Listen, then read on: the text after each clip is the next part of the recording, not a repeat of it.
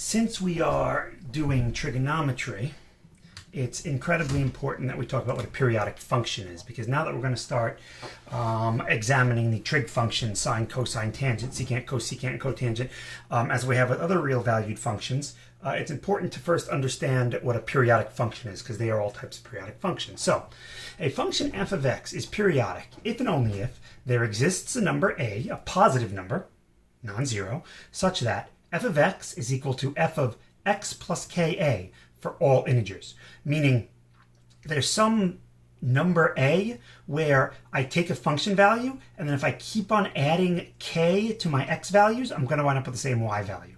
So for example, a periodic function could be a function where f of 0 is equal to f of 1, f of 2, f of 3, f of 4, and that would be a case where a is 1. Or it could be a function where f of 1 equals f of 3 halves, and f of 2, and f of 5 halves, and f of 3. And then of course it would also work backwards, f of 1 half, f of 0, in which case a would be 1 half. So that's the basic idea of a periodic function. We say the period of a periodic function is the smallest possible value of a, and represents the horizontal length of one complete cycle of the function, if we're talking about it graphically.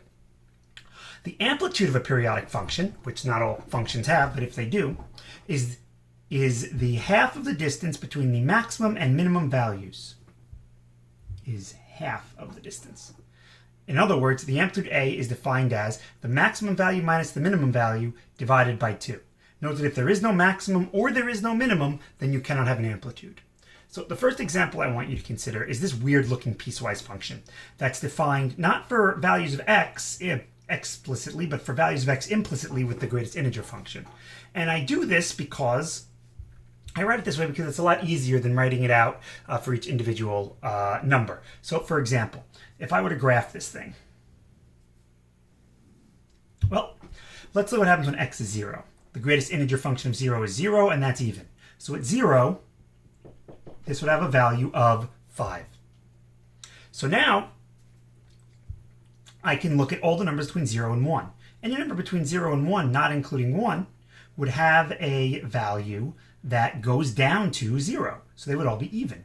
So all of those values would take on the value of 5. Then the second I get to 1, something happens. 1 is odd, and the greatest integer function of 1 is odd. So everything from 1 to 2 would result in a greatest integer function of 1, and thus a value of negative 5. Up to 2, at which point at 2 I would be positive 5, and then at 3 I would be negative 5, and then at 4 I would be positive 5 again. And you'll note that this would also happen to the left. And so this is an example of a periodic function. So we can make some observations about this periodic function.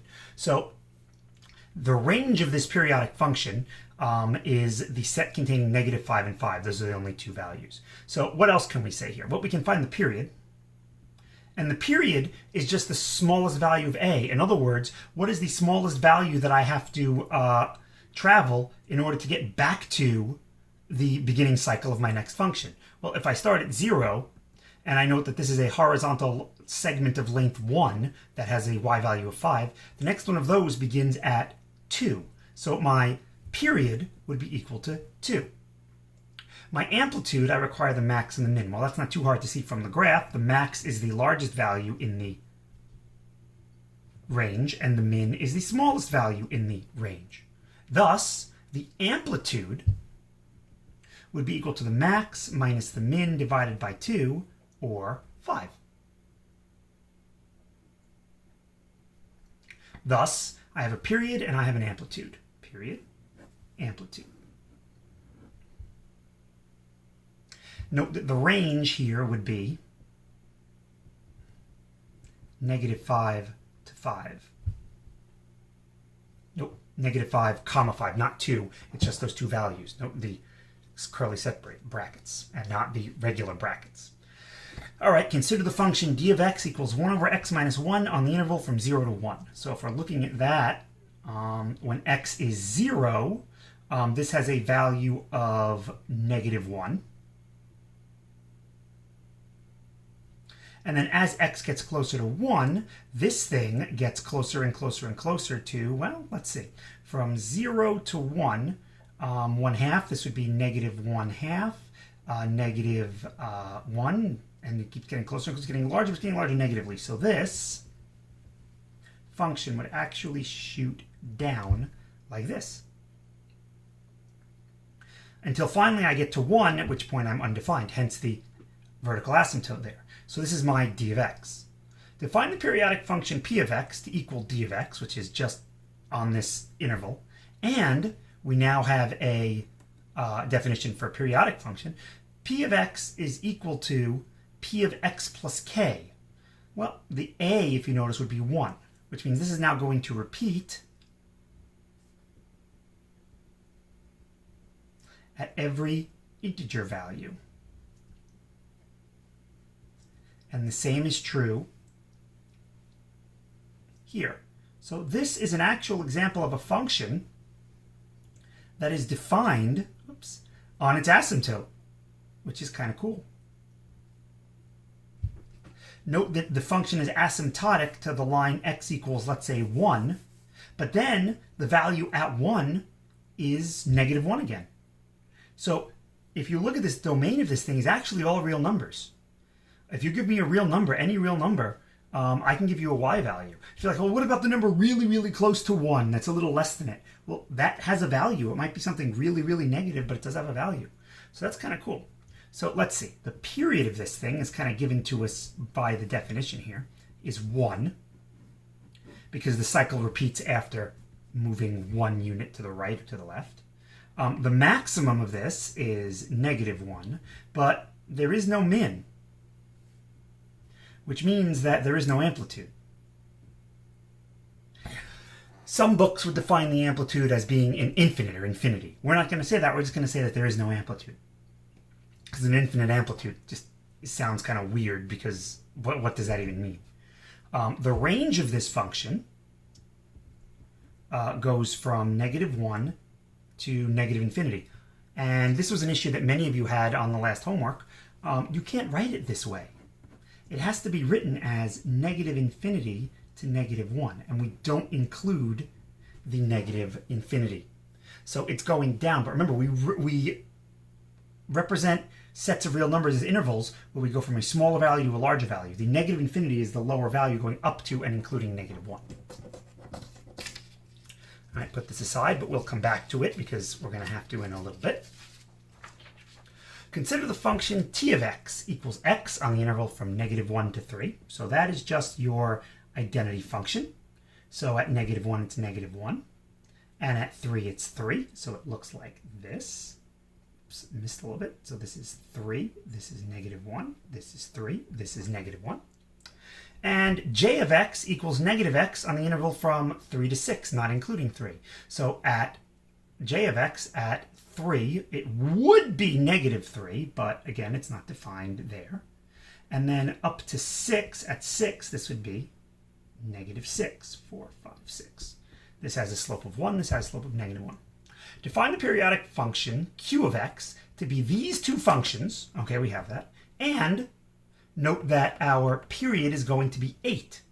So what does that mean, our period is going to be 8? Well, if the first instance of this function happens at negative 1, the next time it's going to happen again is at 7 to 11, and then 11 to 14. And then it will continue in this way, and it'll continue on the left also. We'll have a little gap, and then we'll have this going like this here.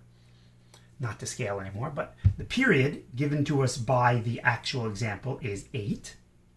The maximum value is 3. The minimum value is negative 6. And that means the amplitude is max minus min over 2. So the amplitude will be 9/2. And note, this function actually has a gap in between 6 and 7, and it would be in between 14 and 15, and in between negative 3 and negative 2 and negative 1. And that's okay. It's still periodic.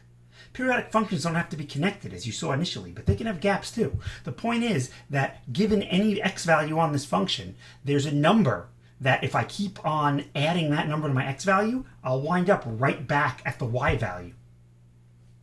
And then the range of this thing, this is one's kind of interesting because this is going to be union of sets. The lowest value is -6 up to -3, but not including -3. And then union inclusive -1 to 3. And these are both brackets here. This is the only parenthesis. All right, and now perhaps the function, periodic function you're most familiar with, the sine function. We'll go over why this is later when we get back to the trig functions, but you should remember the sine function as that's one cycle of it. And then if I continued it, there's a second one where the period is 2 pi. So here we have that the period is 2 pi. The maximum value is 1. The minimum value is -1. So the amplitude will be 1 minus -1 over 2, which is just 1. And then the range of this function goes from -1 to 1. This is periodic in the way that it's defined. So now, what can we do with these? Well, we can talk about shifting them and what it means for a function to have a period and amplitude. So, using the functions f of x and p of x from the previous examples, find the amplitude and periods of the following. So f was on example 1 and p was in example 2. So the first question is, what happens if we take f of 2x? Well, if you remember, this is going to be a horizontal compression by a factor of 2.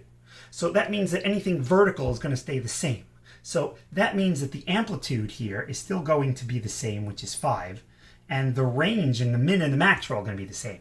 The only thing that changes here is the period. So let's look and see what happens. So the original period was 2. And now if I'm taking every single horizontal value and I am compressing it by a factor of 2, that includes the horizontal distance. Well, since the period is a horizontal distance, the new period will now be 1. We divide 2 by that 2.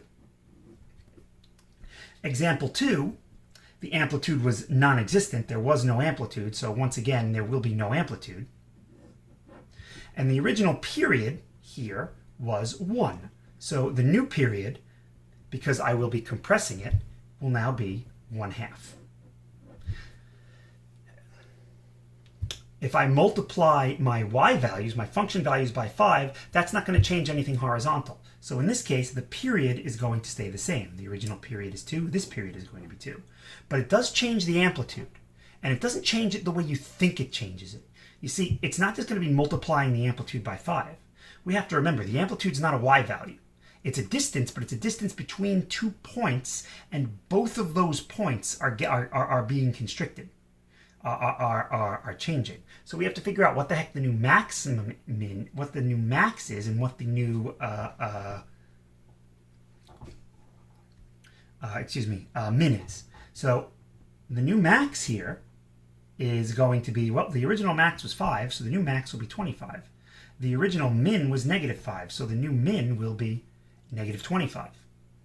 And now if we try and find the new amplitude will be max minus min divided by 2 will be 25. Okay, I lied. You can't just multiply this by 5, but I wanted to make it the point that we're doing the y values. So, yeah, you can just multiply it by 5. P of x, there was no amplitude initially, so once again there will be no amplitude. And the period doesn't change by any vertical shift or vertical dilation, so the period will also remain the same. So this function will look exactly like the original, just stretched more vertically. And since there was no amplitude because it went down to infinity, this will just stretch it down to infinity more. Note that there's also kind of a shift because of the dilation. Remember, we dilate through the x-axis, so the original maximum of this was -1. The new maximum will now be -5. That's not really a shift, it's a dilation, a linear dilation through the x-axis. All right, and now we can put all of this stuff together. So here, the original amplitude, again, for f was 5. So what's happening here? Well, now we are multiplying that amplitude by 2, so the new amplitude will be 10, and we're adding 5. Adding 5 doesn't change distance. It's an isometry. Translations are isometries, so the amplitude will remain at 10. And if you're not sure about that, we can also test this with the max and the min. So the original max, if you remember, was 5, and the original min was -5.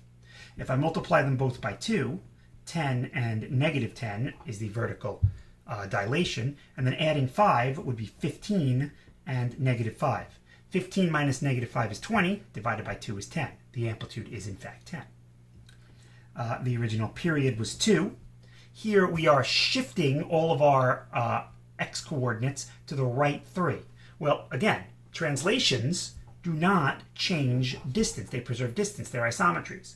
So the only time that these distances are going to change is when we deal with dilations. Any kind of translation isn't going to change them.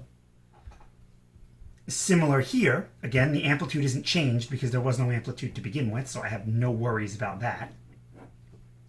But,